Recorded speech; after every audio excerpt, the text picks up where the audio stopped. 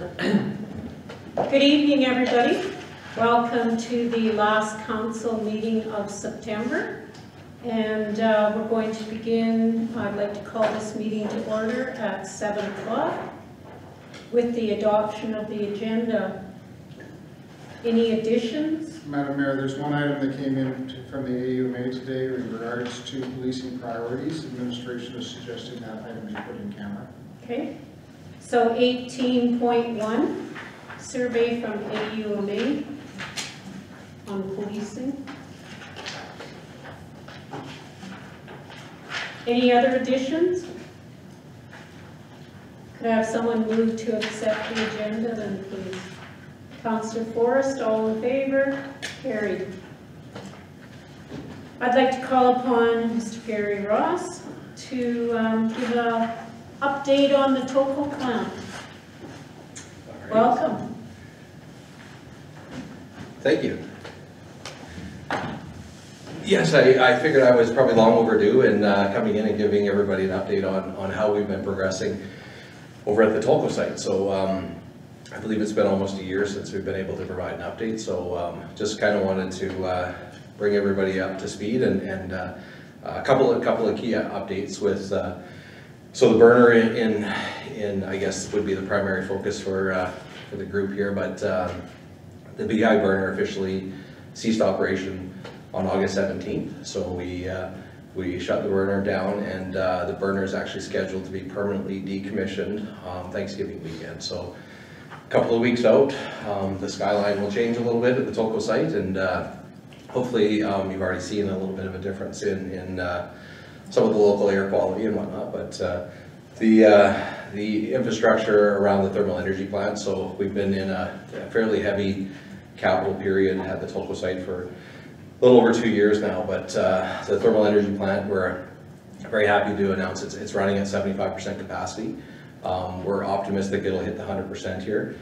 The only remaining piece is the NPLP site coming online. So it is currently scheduled to come on late October, at which time we should be able to drive that energy plant up to 100% operating capacity, which will put us right into balance with our hog consumption. So so on behalf of Tolko, I just wanted to come in and actually share some thanks and appreciation. So this has been a long time coming, this shutting down of the burner, and I know there was a lot of effort even before my time to get this pushed through, and yeah, I think it's a big milestone for the community to see that finally coming down. So yeah.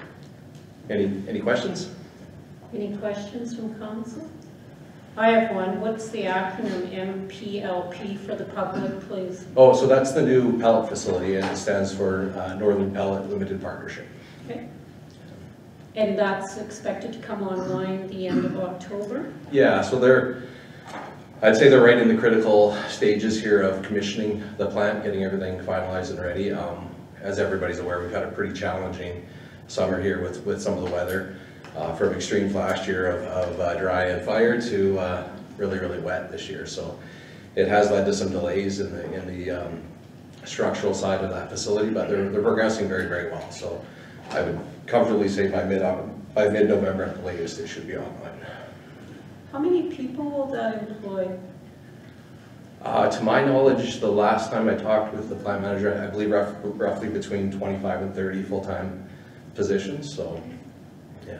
Councillor Jessamine, did you have a question? Yeah, it's just a question. So, will everything equal out? You'll have enough hog and supply to feed both plants, and will you have to purchase any or bring any from other areas? So I think what we're going to see and probably learn from this is that there's going to be a seasonal imbalance. Just the extremes of the climate that we operate in, where we go through the really cold periods, and then even productivity at the mill. We see about a 20% drop in the extreme winter months compared to summer months. So with that, and then of course we'll suffer heat loss with the thermal energy plant just by the transmission of the thermal oil around the site.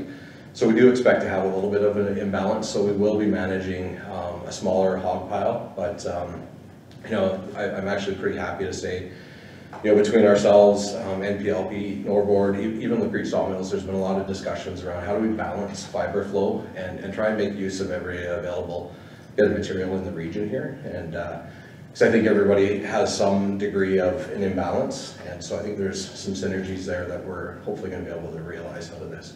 Good. Thank you. Any other questions from council? Just a general question as well. How has Toco, your management employees, been weathering the pandemic? I think much like everybody else, it's been a challenge. Extremely proud of the group that we have.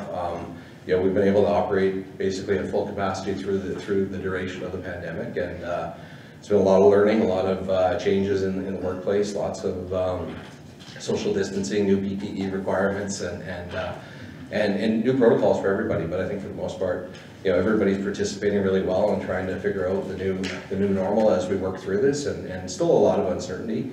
We're still operating at maximum capacity. We did see during the peak back in March and April, we did have to take off some shifting at the planer mill because of just high levels of absenteeism, just with people that were developing symptoms, and I'm pretty proud of all of the folks at Tolko that they take it pretty seriously. When folks are seeing any signs or symptoms, there's a lot of folks calling in and thinking of others in the workplace. So yeah.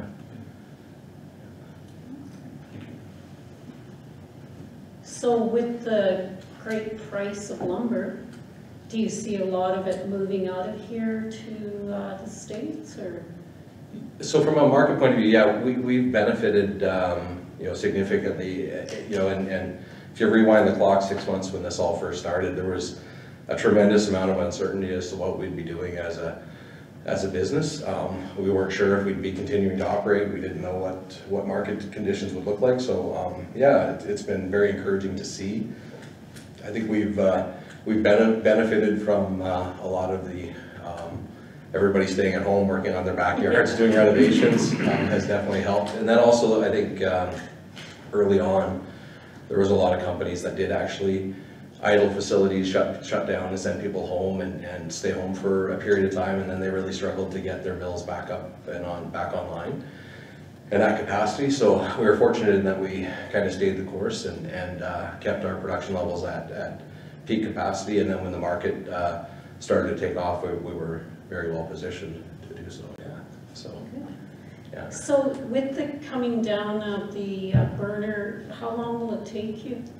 So we're planning for the reason it's happening on the long weekend is we're going to take the 3 days. Okay. So we've got a site team working on it right now, developing all the plans. But what we'll be doing is it's not going to be anything fancy. There's not going to be a Las Vegas blowing it up and bringing it down. It'll come down with a very large shear.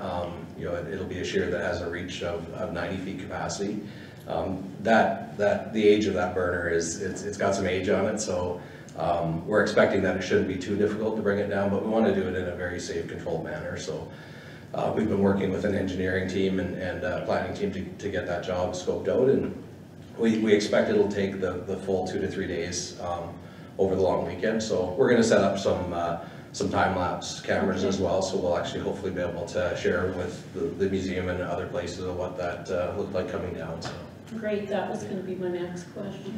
Yeah, it's been nice. We've had a few folks reaching out to see if there's an opportunity to bring a piece of it, just because it has been a pretty significant piece of the community for a long time, but and not a positive thing necessarily, but nonetheless, it's been on the skyline for some time. So unfortunately, it is a very, very big unit, so trying to salvage, we could certainly grab a few pieces of it to keep around, but for us the good news story is finally seeing it come down and seeing the capital project, the thermal energy plant working the way it should be, and getting that back in balance.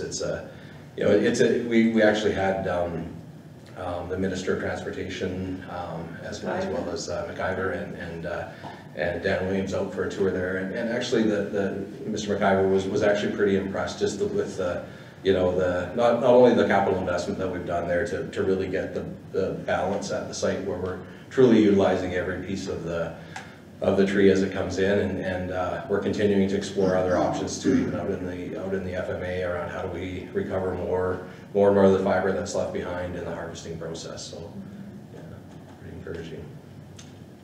Councillor Jessamine? I know you talked about your capital upgrades. It's that, did you put a dollar amount to that? I mean, it's pretty substantial for. Yeah, I think in the last 2.5 years here, we've somewhat, I'd say roughly around $75 million in the last couple of years. And again, so this asset is a pretty key asset for the organization, and expect to see continued investment as we continue to grow the operation here. We're currently running at the maximum shifting we can today. Like our planer mill's running 24/7, and sawmill's running 3 shifts, all 3 lines, 5 days a week. So we're still trying to do our best to utilize the Chuckegg Creek wildfire salvage wood that we're after, and you know, we actually, I think we took in a total of 1.2 million cubic meters of that salvage wood last year, and we're going to try and get back in and hopefully get another 250 or 300,000 cubic meters this winter season to try and utilize more of it. So, yeah. Any other questions from council?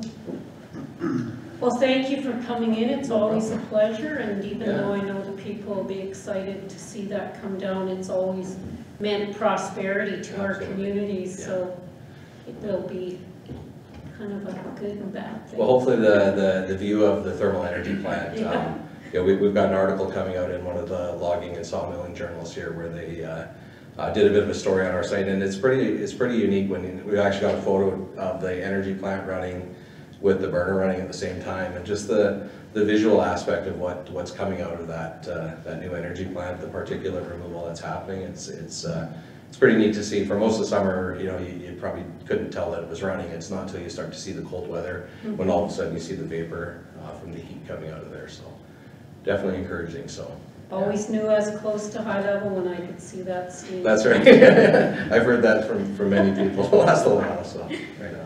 So thank you very much for No giving us that update. Right. We look forward to the time-lapse video.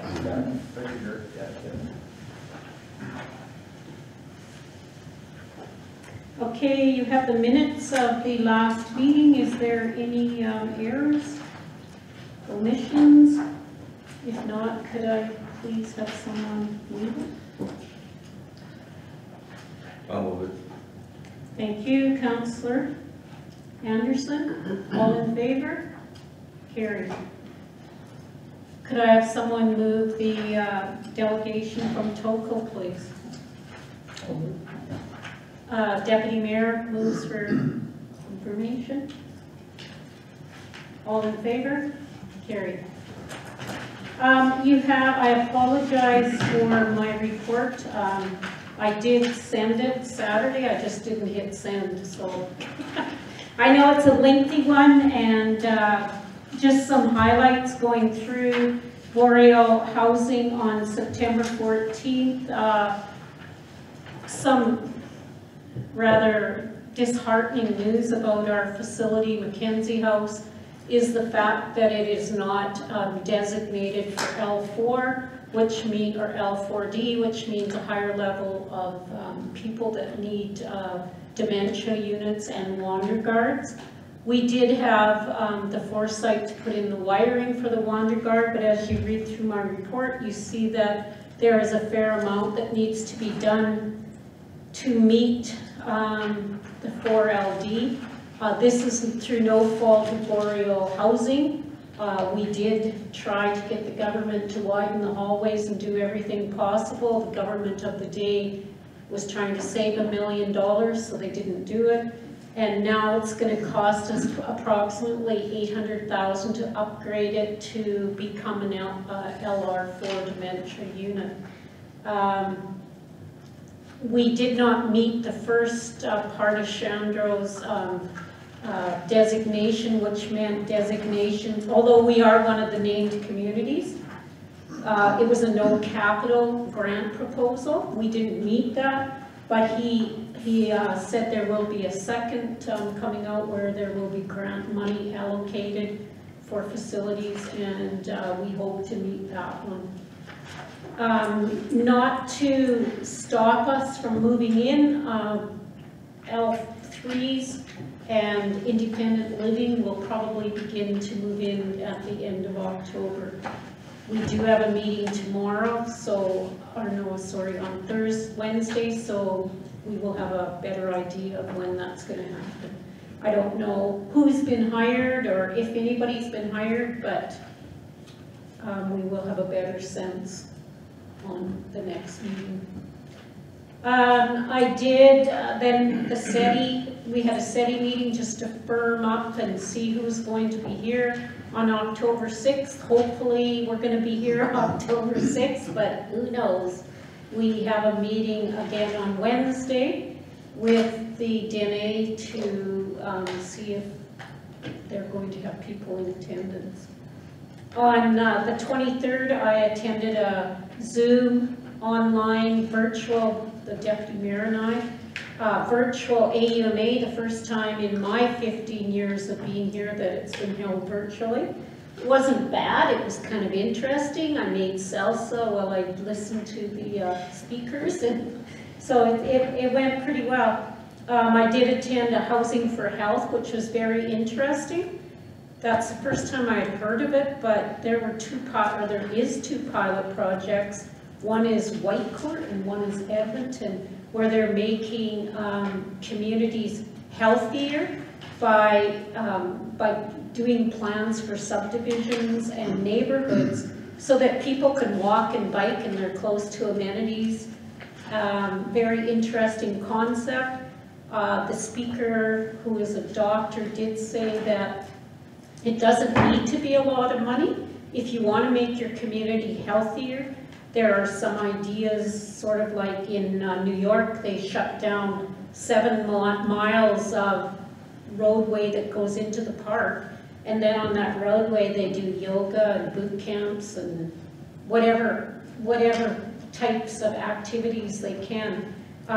They shut down, they call them summer streets. So they shut down streets so that kids can play basketball, road hockey, all those types of things, as well as like our brown space on Main Street could be turned into a park with a cafe, outdoor cafe, or maybe an ice cream house just by putting in potted plants and potted trees and furniture.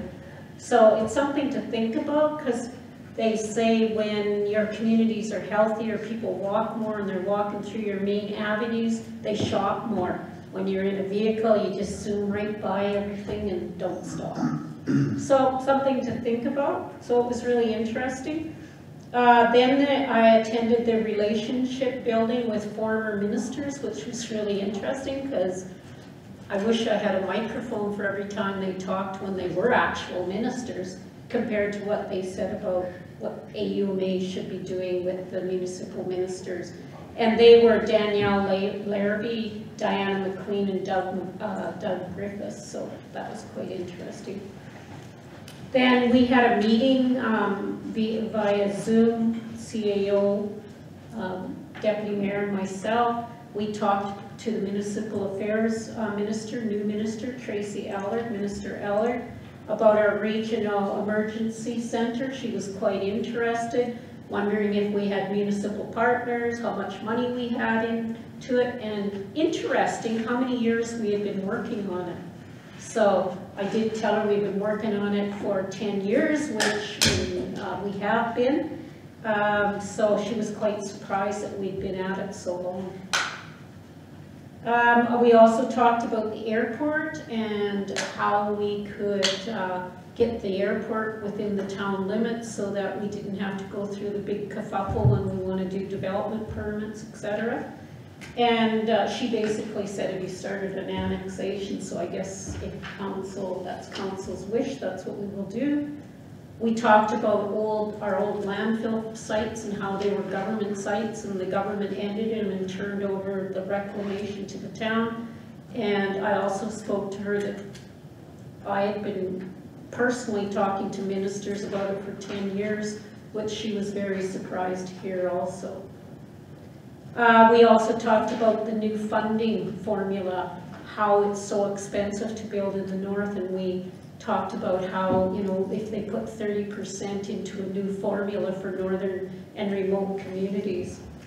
So it was very interesting. We'll see what happens. Ready meeting.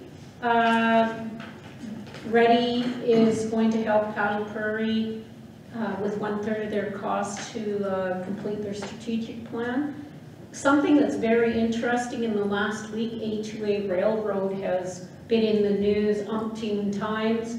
In fact, the president, I can't remember what to call him, President Trump has said that he will sign a, I can't remember what the agreement is, but it's not. Transporter permit. Transporter permit. Transporter Permit. That doesn't mean it's going to go through Alberta and make it through to Alaska. We still need support from our local governments. So yeah, that's quite interesting, and it looks like it's not just a pie in the sky anymore. It might actually become a reality. And Ready has a new website, so if you guys are interested in our website, get on there and look at it. It's pretty cool. I did attach all the resolutions, and whether they made it through or not. Something that's very interesting to the town is the education tax rebate did make it through. The film in rural areas made it through. The cities tried to change it so it would read urban, but they wouldn't go for it, so they said rural, and it did go through, so good. The community peace officers being added into the costing model did go through, so we'll see where that goes. Sustainable funding for water, wastewater. The one that did not go through was the Alberta structural protection. So thank you for your information. I did make a presentation, and it didn't make it. The last one that didn't go through, and it was an emergent resolution, which meant it came after all the resolutions. It had to have a 2/3 vote to even get voted on. It didn't reach the 2/3 vote, and that was the provincial guideline for mandating face masking. It only got 63% votes, so interesting. And finally, there's some more there. MFTA, Heather Johnson will be the appointed to the Airport Beautification Task Force. If there's any questions, I will try to answer them. Or make up an answer. Seeing none, could I have someone move my report, please? Councillor Morgan, all in favor? Carried. Council reports, Deputy Mayor. September 23rd, I participated in the same meeting with Minister of Municipal Affairs Allard. Also the Ready Board meeting the same day, and then on the 24th and 25th did the AUMA online conference. It was more interesting than I thought it was going to be. So. Yeah, it wasn't bad, was it? They actually did a really good setup, so it was, and I didn't even lose them once. I don't know why. They must have a better Zoom platform. Any questions for Deputy Mayor? Okay. Councillor Anderson. 23rd, I attended the high-level library board meeting, and at noon today I attended the transportation. So there were 2 resolutions for library on there, and I missed them. Did you remember what percentage, or if they passed or not? Yeah, there was only 3 motions that were defeated, so the library ones went through. Okay. They were in the resolutions, I can't remember exactly what they were. So how was the transportation meeting? Short and, I guess, informative. Yeah. They're struggling for drivers. Have they put out They're going to put it out in the ad that's in the paper every week now that they are looking for drivers, and see what goes from there. Did they drive during the summer? No, they started, I think, again a month or so ago, maybe 2 at the most. Yeah, about 2 months ago. Okay. Thank you. Councillor Forrest. Yeah, Mackenzie Waste, we had a teleconference on that one. We're gonna purchase a new track loader. Our present loader is 10 years old and it's pretty well had bird. And we're gonna re-gravel around there because there's been a few complaints about mud from all the starting raining. So we're gonna do it from the pit all the way up to the, where they dump. And we're gonna try to do around the shop and the office also. And we're not gonna increase the tipping fees this year either. Right now they said it's $78. We're gonna leave them there. And September the 28th today, I also went to the transportation meeting with Councillor Anderson. That was it. Any questions for Councillor Forrest? Thank you. Great news about tipping fees. Great news about tipping fees. Yeah, I wanted to increase it, y'all. You can't tax your way out of. Like this. Okay, Councillor Morgan. September 17th, I attended the same Mackenzie Waste Committee meeting that Councillor Forrest attended. September 23rd, I attended the same library board meeting that Councillor Anderson attended. We have got our draft budget ready. We did send it back for some tweaks. We got the second copy back and we should actually have it into the town early this year. And September 24th, I attended the same MFGA meeting that you attended, so. Next week, we're reversing them. You say that every time and you never do. I forget every We don't have a meeting next week. time. That's all I have. Okay, thank you. Councillor Welke. I have no reports at this time. Okay. Could I have someone move council committee report? Oh, sorry, Councillor Jessamine. Sorry. No worries. See, I reversed him. September 9th, I attended the High Level Policing Society monthly meeting. And September 23rd, I was also on that conference call. Oh, were you? Yeah. Municipal Affairs. Sorry, I missed you. That's okay. Yeah, I really enjoyed it. I thought she was fairly sharp and willing to listen and interested in what we had to say, so it was good. Yeah, I think she's going to be a great minister even though she has no money. Still nice to be sympathetic. Yeah, so, no, and that's all for me.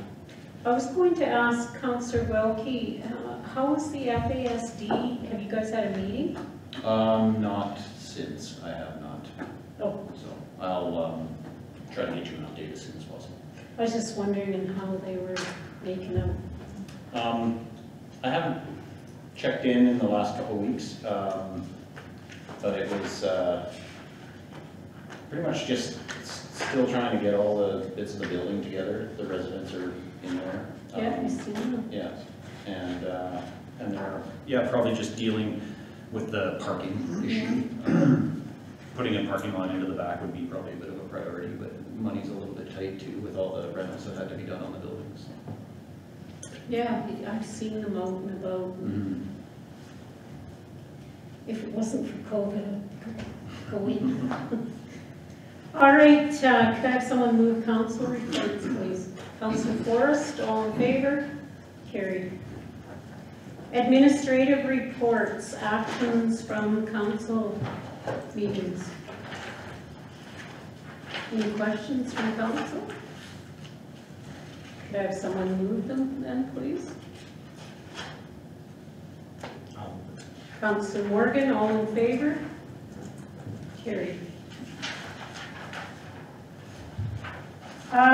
So the next one is the new business. 13.1 is the briefing note on the land use review, CAO.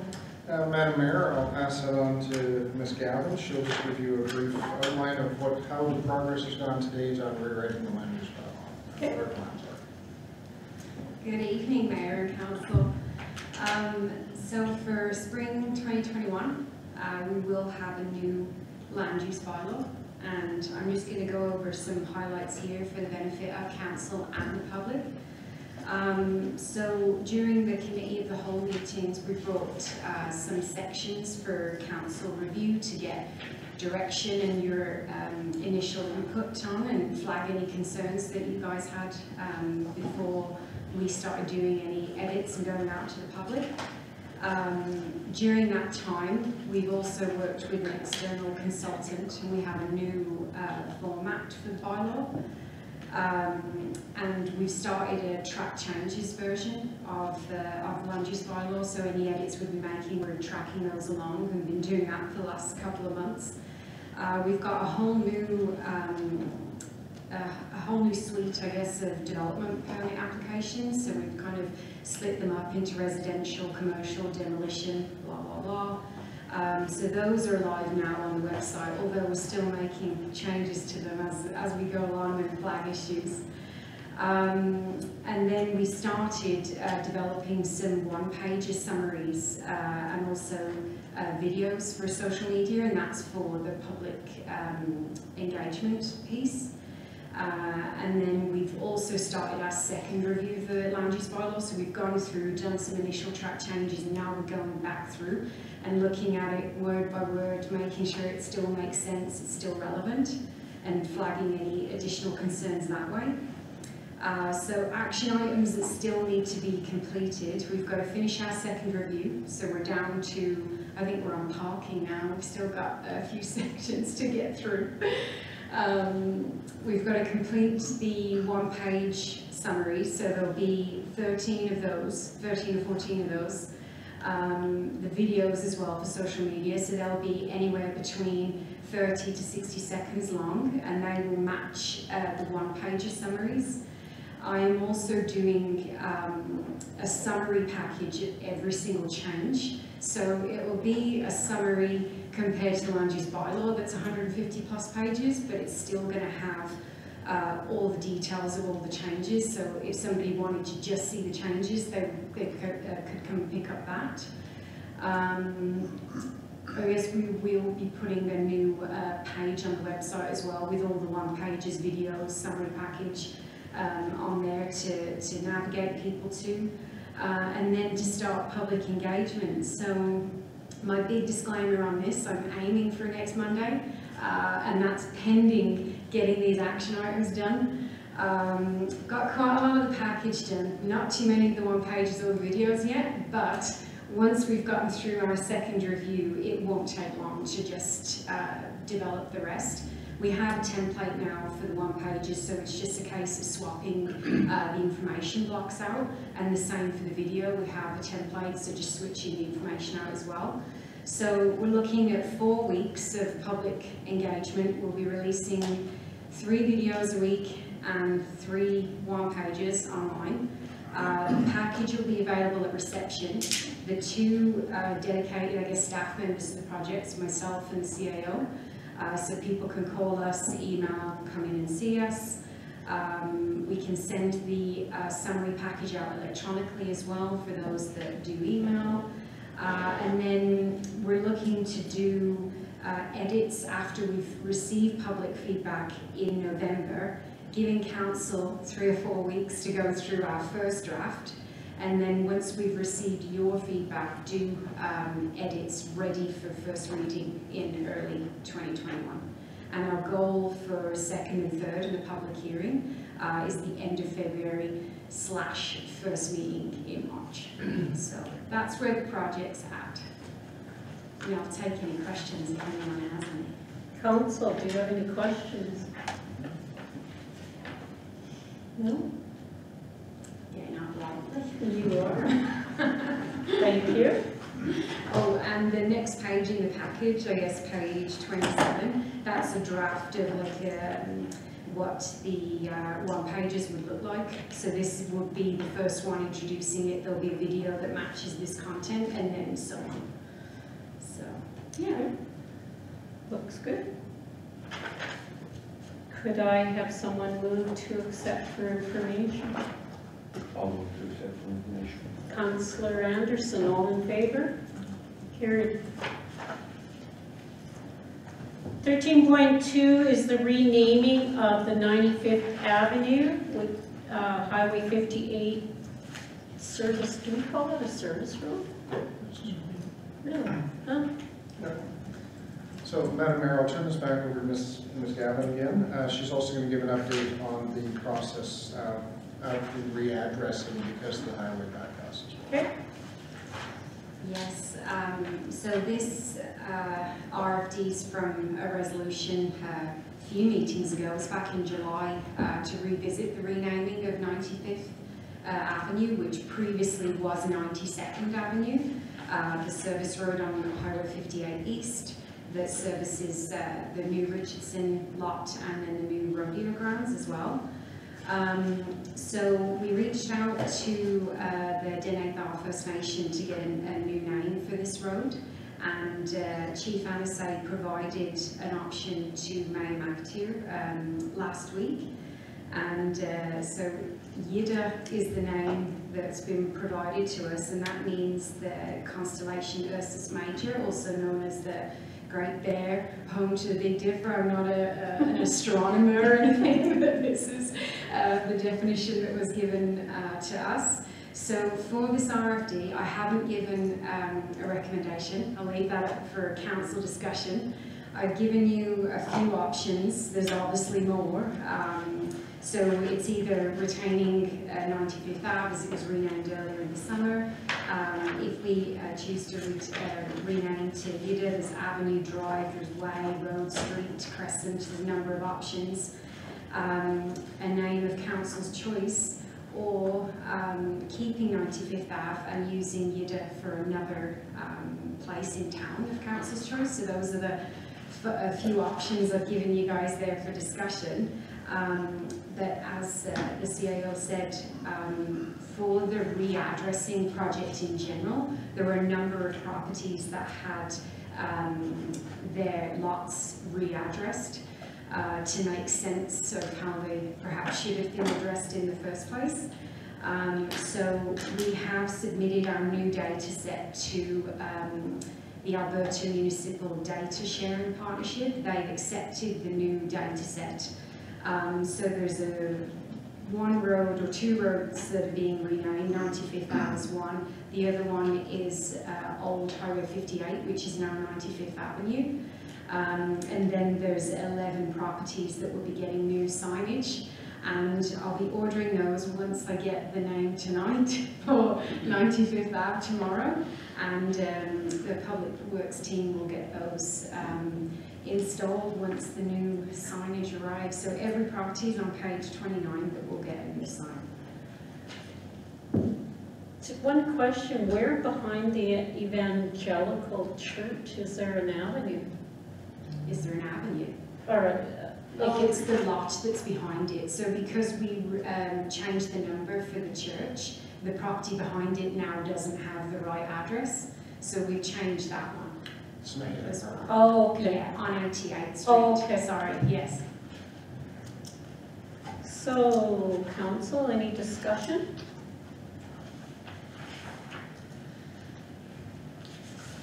Yes. I like the proposed name, but Deneta. I feel we're always kind of looking up to the sky when we approach Richardson Pioneer anyway, so it's quite fitting for that road. So I would be in preference of Drive personally. Is that your motion? There should maybe be further discussion. We will, after your motion, if you want to make Well, I would like to make a motion to rename 95th Avenue to Yadea Drive. Discussion? I have a comment or discussion in that I would like to see it in a different fashion, in that Yadea doesn't, I mean, it means something to the Dene, but the rest of the public don't know what it means. So I would like to see it named Great Bear Drive, and then in brackets you could put Yadea, so that that name is associated. Or you could go the other way, but I think the public needs to know what that means. I'm sure we would have a public education on the name, if that was the motion. Would that suffice? Doesn't help the guy going through that looks at it and says, what a crazy name, what's it mean?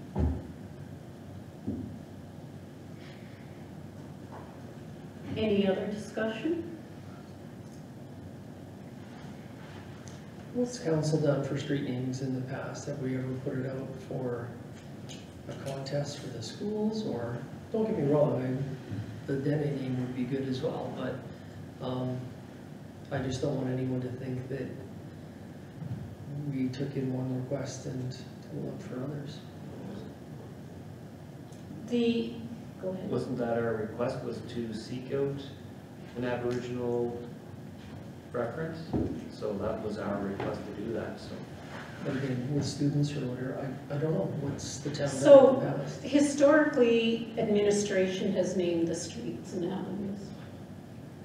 And that's why we ended up with Dragonfly and all those names. The BCs and Ds were. Yes, BCs and D Or that names. was brought to council, I believe, there was an application, No, it wasn't. but wasn't No. And the Park Jubilee went out to a vote, like it was sent out to everybody to vote. Yeah. But with this specific request, because we are forming a partnership with the Dene, and we discussed naming as one of them, it was council's direction for me to seek out a name from the Dene, and that is what I did.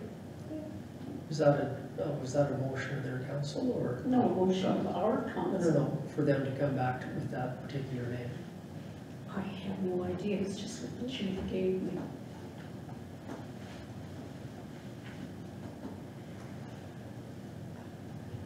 I'm in favor.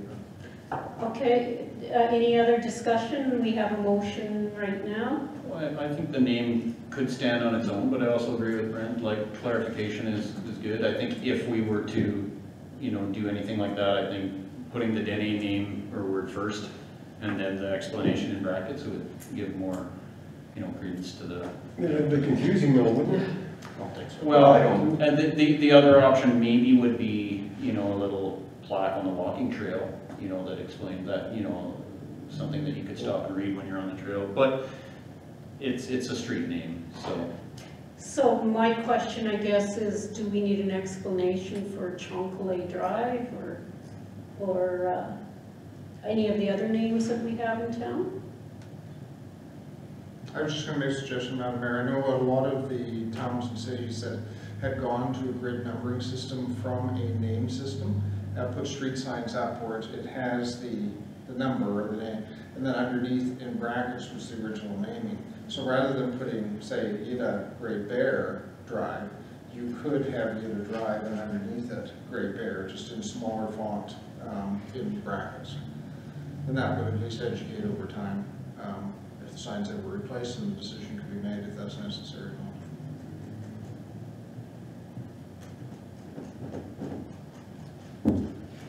It's your motion. Do you want to accept a friendly amendment, or? I'm just trying to think of the miscellaneous, like there's no explanation under any of them. I'll let the motion stand as is, just Yadea Drive. Okay. Any other discussion? All in favor? Carried.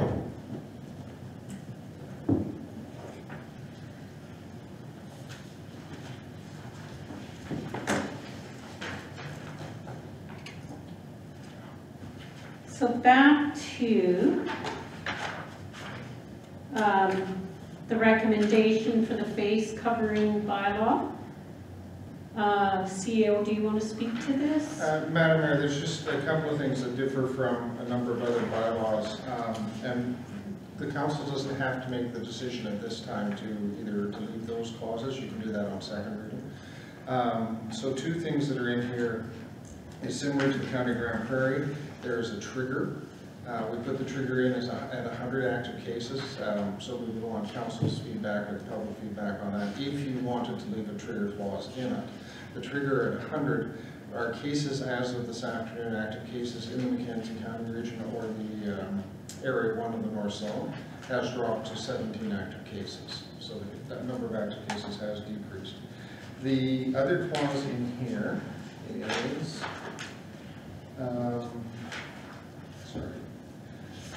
item number 6 is a temporary suspension of prohibition, which will allow businesses who wish to put a 2-hour time at the end of their workday where they could waive the mask bylaw or allow customers into their businesses without a mask.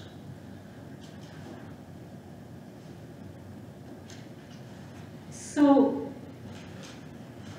in light of our MLA's broadcast to the citizens of the region that these numbers are not relevant to the government, I don't know which to believe. Are they relevant or are they not?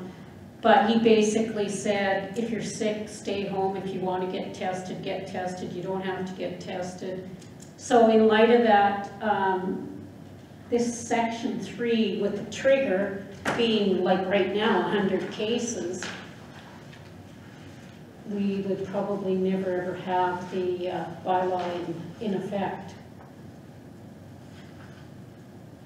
And like you said, cases are going down to 14 right now. So are people going to be tested? Are people not going to be tested? That trigger clause to me is kind of null and void now.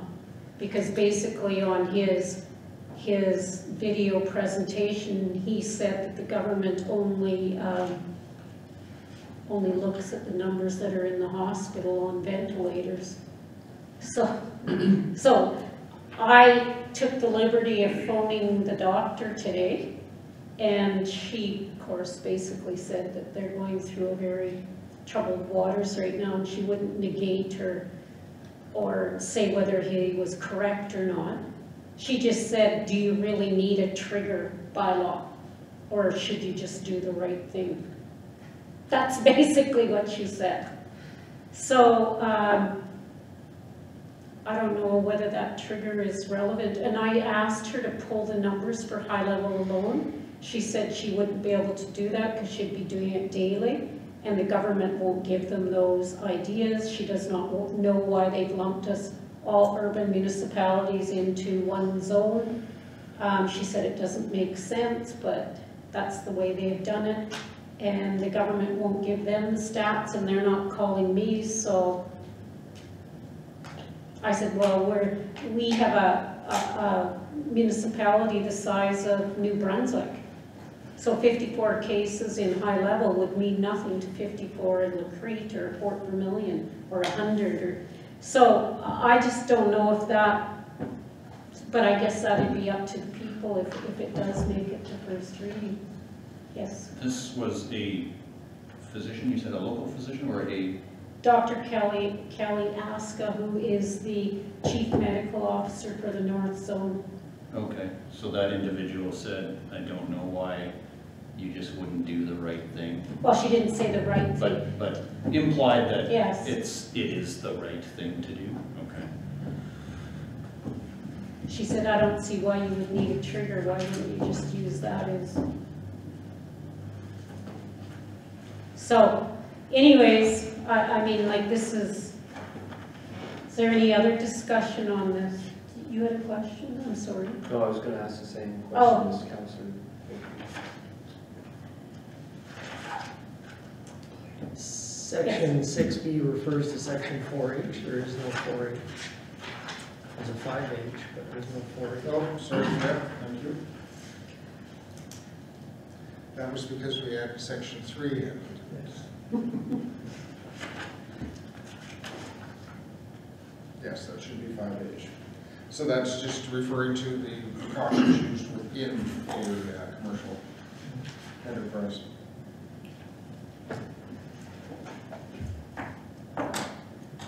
Any other discussion?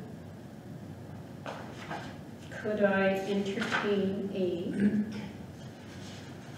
motion then? Councillor Welke. I will make a motion that we go with alternative number 1, that council provide first reading of bylaw 1013-20 and instruct administration to present the bylaw to the public for feedback with specific focus on businesses in the community. All in favor? Carried. So with the specifics to the community, are we going to talk to all the businesses? It's our intention to go door to door to the businesses. So we will have those statistics from the Yep. businesses? We'll have, yeah.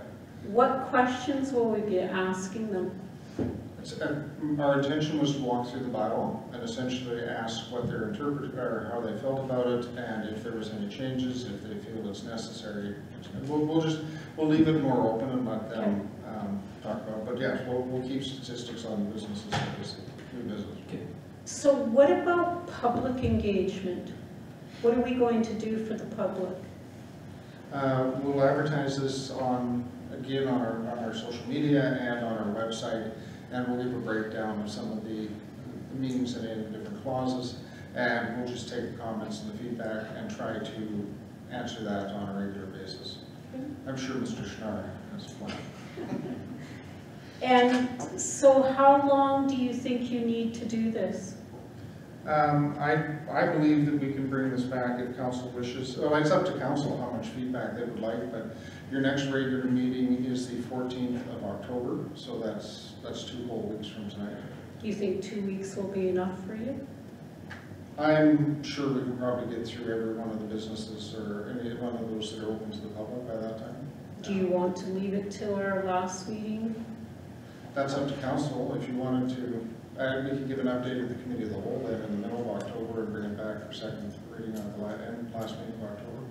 That would probably be good to bring the staff. What does council think? Yes. Are we not doing a public hearing?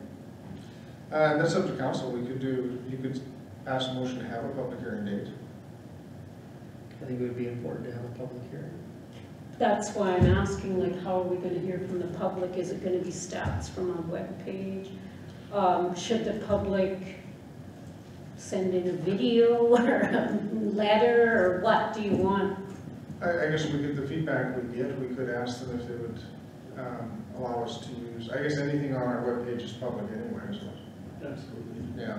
So we can just bring that list of comments back. If anybody wanted to submit anything in writing, we'll set up the feedback on the webpage that if they wanted to put in a formal comment on it or position on it, that could be brought back to council if they didn't want to come in person. Yeah, it would be the in-person portion of the public hearing, so we may have to set that up. Perhaps we can tie Zoom in here. I'll work with Bill and Charles, and we'll see what we can do. So do you want to our last council meeting of October then? Really, that gives us a lot of time. That gives us more than ample time to get the feedback. But if you want to set a public hearing date for that date, and then we'll bring back a plan to council on how we will recommend holding that public hearing date.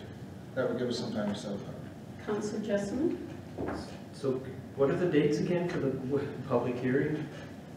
We need a resolution. Yeah. So that would be the October 27th, I believe. 27th So we're- meeting. Okay. And we're gonna, Well, we need to advertise for 2 weeks. and then we still, we have to tabulate that, and so when would be the estimate of the actual second reading? So Could you be would on the 27th, after we have our public hearing. Okay. yeah, you'd be able to do it that same meeting. So is that your motion? Sorry, 26, not there. Deputy Mayor? Sure. Okay. A motion to have the public hearing on the 26th of October. All in favor? Carried.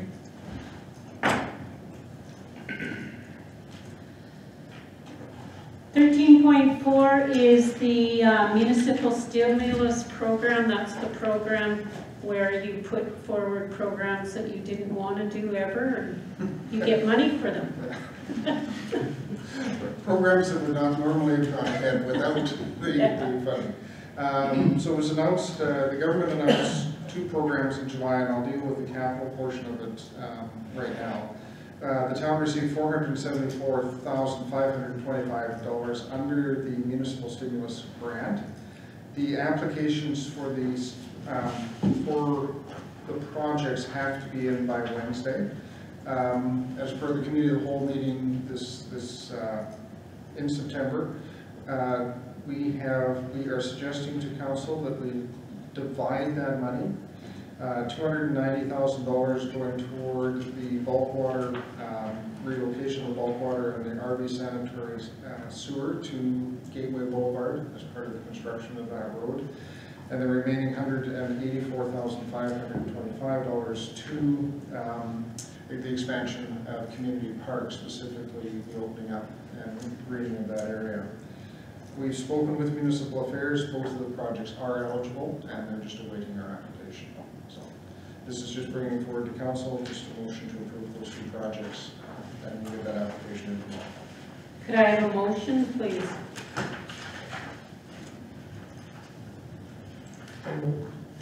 Deputy Mayor moves. All in favor? Carried. 13.5 is to authorize me to participate in the Women in Politics.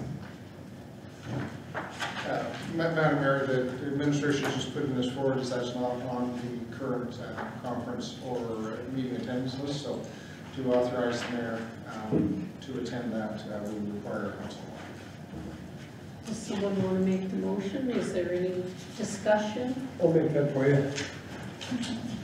Councillor Forrest, all in favor? Carried.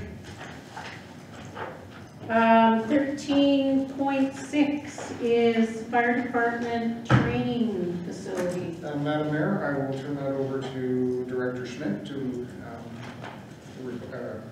address. Thanks, Madam Mayor. The Fire Department Training Facility Classroom Project that was approved in the 2020 budget was initially funded for a total cost of $45,000. As council's aware, the project ran into a couple of funding issues, one with the Mackenzie County deciding not to fund the project under the requests that we provided to them for the 2020 budget. And in addition, that we had an expense that was not budgeted for, and that was the install of the power by Echo Electric. So the new estimate for the power install is $20,000. The gas has already been installed, the water has already been installed to the project, but obviously we need power to be able to ensure the building doesn't freeze up. As council is aware, the project initially was funded as $15,000 for fundraising from the fire department, $15,000 from the town high level, $15,000 from the Mackenzie County. The $15,000 from the town was initially from the donation provided to the town for fire services from TELUS. So really there hasn't been officially a reserve transfer yet from the reserve to this project. Administration is requesting that we add an additional $25,000 from the fire department equipment reserve to complete this project. We're anticipating ACO is actually going to be installing the power here very shortly. It's already been surveyed, and but obviously we need that to continue on to get the building completed. So we're hoping to have that building closed in and powered and gassed before freeze up here in October. So why didn't we anticipate power? So after the engineering assessment or the site assessment was done by ACO this year, they had to put in a transformer because of the power, and we didn't anticipate that cost. So that the total cost of that project of installing the power is actually $35,000, and ACO's contribution to that is $15,000-ish, and the town apparently is responsible for $20,000. So when we inquired, initially I was under the understanding, falsely under the understanding, that utilities in town for certainly the gas was provided no cost. We assume the power would have been extended to that property at no cost as well. So we did not budget for power and like utilities installed for that. So where was the power coming from? It's coming from the end of Grieve Street. So it's actually like right at the entrance to the training facility. But it is 3-phase power there, strictly for the power poles, and there's no service that's properly regulated for a municipal service or for like a residential service is essentially what we're providing to that. It doesn't need a lot of power, it's just literally lights and heat. In order for them to do that, they had to put a transformer in place. So they have to build a pad, lay the transformer down, and one of the reasons they also said the cost was so high is because all the utilities there are underground, so they have to trench it, versus it would have been a lot easier for them to go overhead. But there's no overhead power services in that area. How much money is in the training, or is in the fire? Currently, the fire equipment reserve is sitting at $32,000, so if you take $25,000 out of the reserve, that's going to leave $7,100 roughly in the fire equipment reserve. We will have transfers next year into that reserve from Denny Todd, unless we apply those directly to capital projects, but traditionally we get capital contributions from the Denny and Paddle if we get their agreements signed off every year, which usually totals $40,000. So this training facility, have you been making money on it? We have not been making money on the training facility, so one of the things that we need to discuss with council when we readdress the fees bylaw for the 2021 budget is a fee structure for use of the facility. So, we've had regional departments in the training facility this year a couple of times already. We've had Mackenzie County departments in there twice, and we had Rainbow Lake here this weekend as well. Other fire service training facilities such as Slave Lake do have a fee for using their facilities. We have never done that because we've always treated this as a regional facility and regionally funded. If that's no longer going to be the case and High Level is funding it solely, we should be looking at a fee structure for that. We've already had interest. I received a phone call last week from TSAG, which is the Technical Services Advisory Group for First Nations fire services, and they're interested in obtaining a contract with us next year to provide training to all the First Nations departments. So, there is potential of revenue next year for the facility. So that's something we're going to have to talk about during the budget process for sure. There's no more further revenue this year. Obviously, we're getting close to the end of the training season in that facility. We'll be doing vehicle rescue training through the winter there, but the actual fire training kind of ends by the end of October. Councillor Jessamine. I have some concerns, like with the building. What is the end result of this building? Is there future work? Because I look at the exterior. Is there more work required for this? The site, you made a comment in there about the excess of rain and the abilities to get in there. And my concerns, I've been on the site, is it's a very wet site. I've seen where you've had to park your vehicles outside because it's inaccessible. What is the long-term vision of this site? And I've got some concerns of putting more money into this if down the road we choose to move it or we choose to go in another direction. So I have some concerns with the overall long-term vision of this training center, and when or how much will be the total for the complete finish of the building. Do you have a vision of the exterior of it? Well, the building itself, so we had the total vision of that specific, we're talking specifically about that building. The interior, we already have kind of a plan layout for it. So the interior everybody is aware of the previous history of that building with being the old courthouse from Château. So the gallery area, the actual courtroom area, is well set up to be utilized as a classroom. So that's the intention over the winter. Now that it's heated, the fire department members themselves, we're going to complete that classroom area. It's essentially just refinishing some walls and that kind of stuff, and that was intended to do. We're going to utilize some fundraising funds and so on that we have already in our fundraising account to complete that. The old, where some of the issues have come up with the building is, when it was slated for removal out of Château, the requirements by the province of Alberta were a little bit strange when the building was donated to us. Of course, that all came during the Chuck Egg fire last year, and kind of a lot of stuff just happened while we were in the middle of that. When we received the building, one of the things we noticed is that, like, for example, all the light ballasts were removed. When they took the cell block out of the back, there's some like bare plumbing and that kind of stuff done, like there, because they had to remove the whole cell block, so it's just kind of an open joisted area in the back. So that area, looking at it, the fire department has decided to be able to try and put a self-contained breathing apparatus confidence training bays in the back area that would be utilized all year round, because that way we have the ability to go into that training center in the summer or in the winter time when it's cold and actually do some currency training with our breathing apparatus, especially the rookie members and that kind of stuff. So that's kind of the long-term vision, but a lot of that is, was going to be done on members' time, utilizing fundraising dollars. So we don't really have a budget coming back to the town to do that.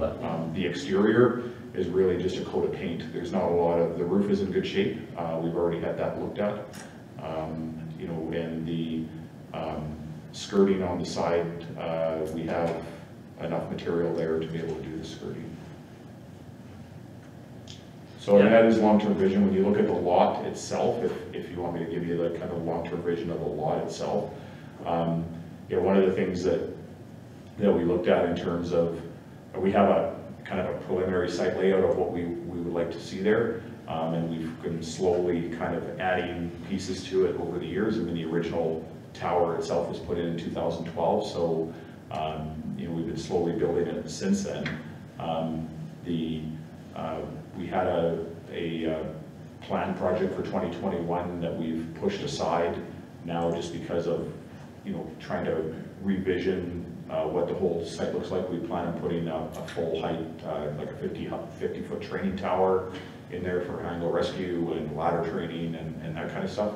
So we've kind of pushed that off aside, but we have a plan for a couple of other trainer units in there, like CCAN trainer units over the future years. And but a lot of that site issue is just around the ground condition, and we've got a quote on that site to gravel. I was just talking about that with CEO Caskell today. The initial quote to gravel that site was $400,000, so we decided not to do that and just gravel the site piecemeal as we develop it, which has created some issues with ground and water retention. So the areas that we have gravelled, where our training, like where our propane crops are and all that stuff, it's actually pretty good. Like we flow a lot of water on there when we're training, as we did this weekend, and we don't have a problem getting the trucks in and out. We don't have a problem right around the tower, but definitely where we park, where it was all churned up because of the move-in of the building and the dig up of the utilities and stuff, definitely we now have some issues in there. So last year, we could drive on that thing everywhere. This year, completely different story. Councillor Welke. A lot of that answered what I was getting at, but I really feel that having a plumbed and heated building out there would be like a real game changer for that entire facility, and especially extending your usage through the entire year. You could do cold weather training and still have a building to warm up in, and there's washrooms and things. So I'm all for it. I like the idea. Maybe just graveling small bits, especially where you park. I haven't been out there lately, but I can't see maybe the possibility of moving it or anything in the future, because there's a lot of infrastructure out there already, right? Like you've got gas lines going everywhere into your like the propane field is already set in place. There's right. A hydrant there. We have, we've put some effort into it. I mean that site was chosen for a very specific reason. It's undevelopable land because of its proximity to the landfill, unless the landfill is 100% reclaimed, and that was the area the council of the day chose because of its proximity to landfill. So it was kind of unusable land within the town, kind of, in a commercial area adjacent to an industrial site like Deckens area there. So it kind of fit into that area. Obviously if we have to move it, we could make arrangements to move it. This building, that we just put in there is on pilings, but, you know, that doesn't mean it couldn't be lifted and moved if it had to be. I guess my concern with it, Rodney, is that in the beginning, this was not going to cost the town anything. And it now has cost us the Mackenzie County's part and our part. And even though it's a fire reserve, it's still part of the general reserve.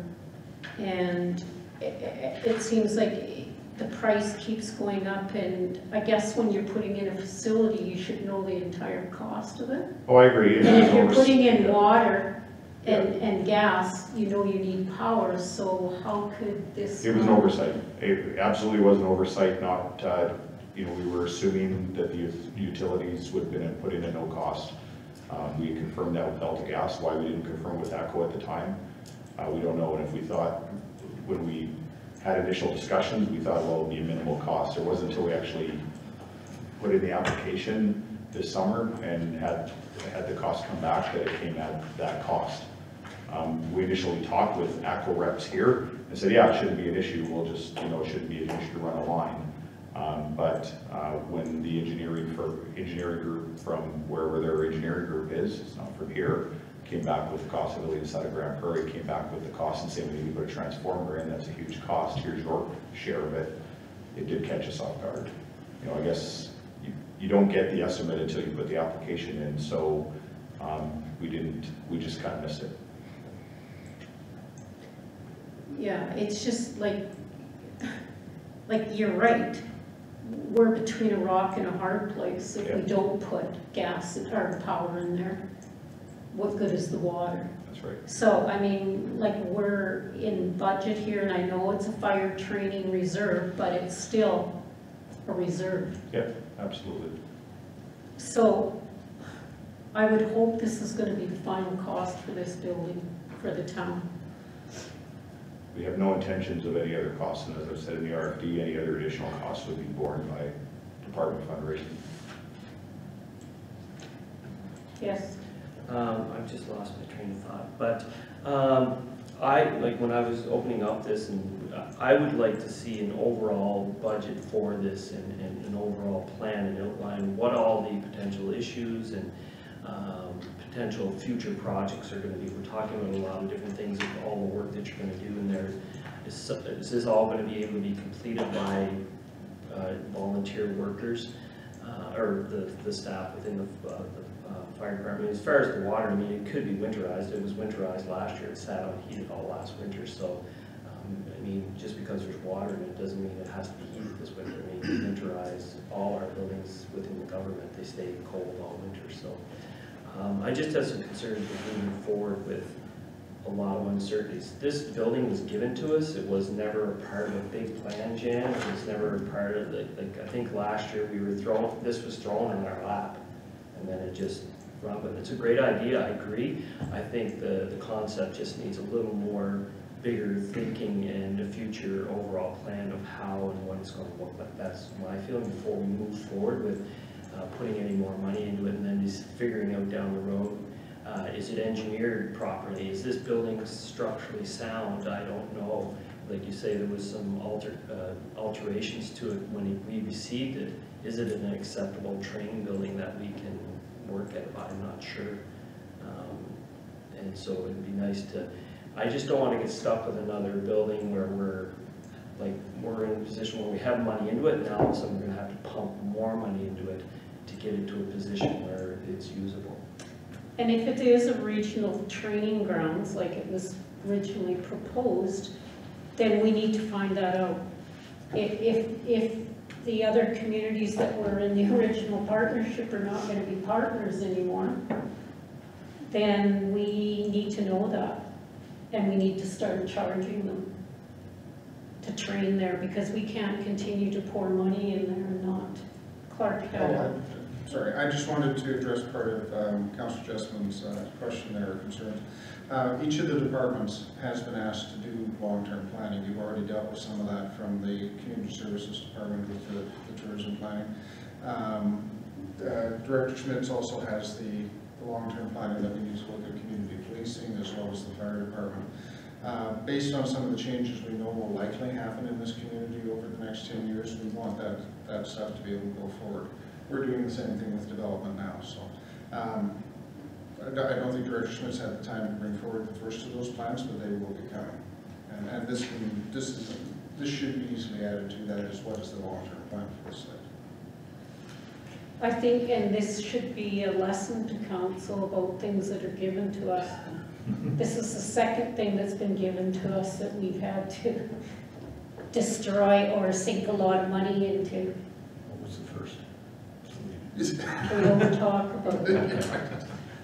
Yes. In terms of structural integrity, I know for a fact that Alberta Justice put close to $1 million into that building, not once but twice within the last 10 years due to floods.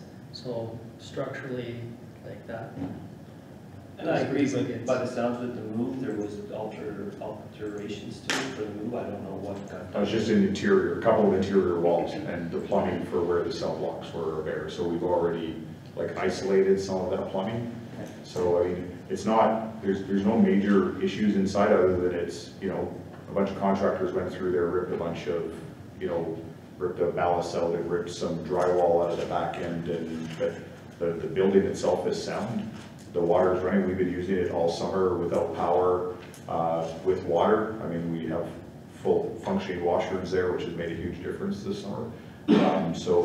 Winterizing it, I'm not sure what the procedure will be to winterize it when we have live water coming up through the center of the building out of the ground, so I'm not really sure how far back we have to winterize that down, but it's already heat taped, it's all ready to go, it just needs the power and gas supply to it. The gas supply's there, it was finished last week by Alta Gas.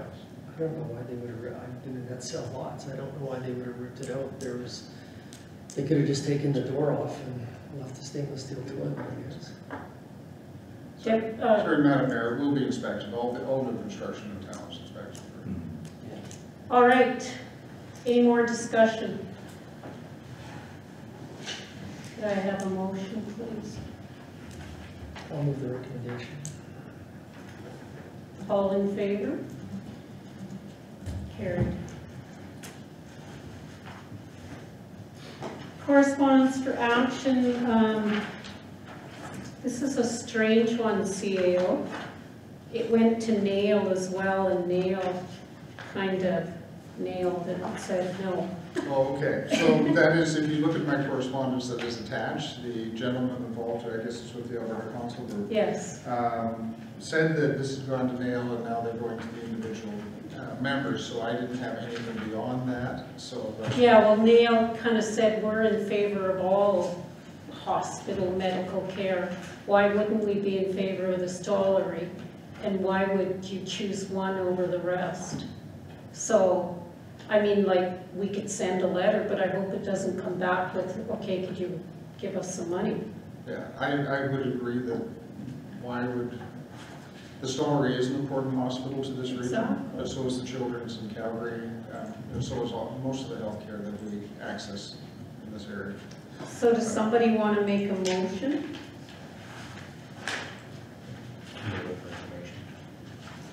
Councillor Morgan moves for information. All in favor? Carried. Correspondence for information. Could I have someone move it for information, please? Alderman 15-1, 15-2. Councillor Forrest, all in favor? Carried. So I'd like to thank the public for attending our public portion of the meeting. Council will now go into a closed session. Have a great evening.